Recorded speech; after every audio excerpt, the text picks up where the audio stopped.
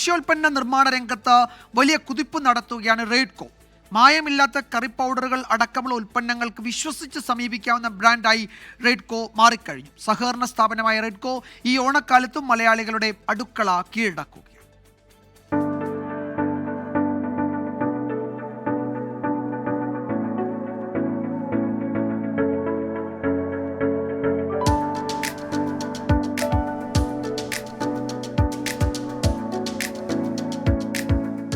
1972 മുതൽ മലയാളികൾക്കൊപ്പമുണ്ട് റെയ്ഡ്കോ. 2000 കണ്ണൂർ മാവിലായിൽ ഭക്ഷ്യോൽപ്പന്ന നിർമ്മാണ യൂണിറ്റ് ആരംഭിച്ചു.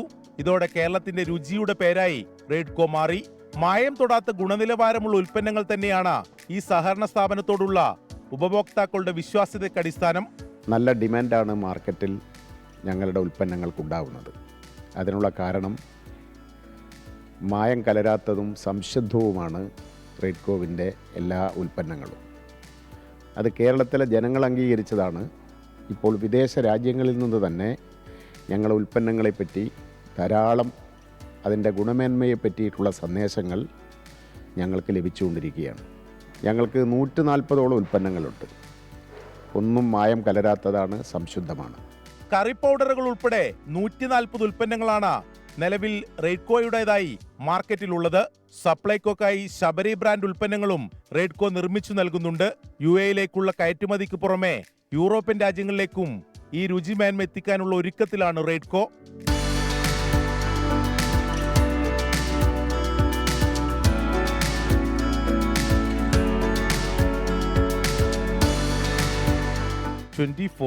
കണ്ണൂർ.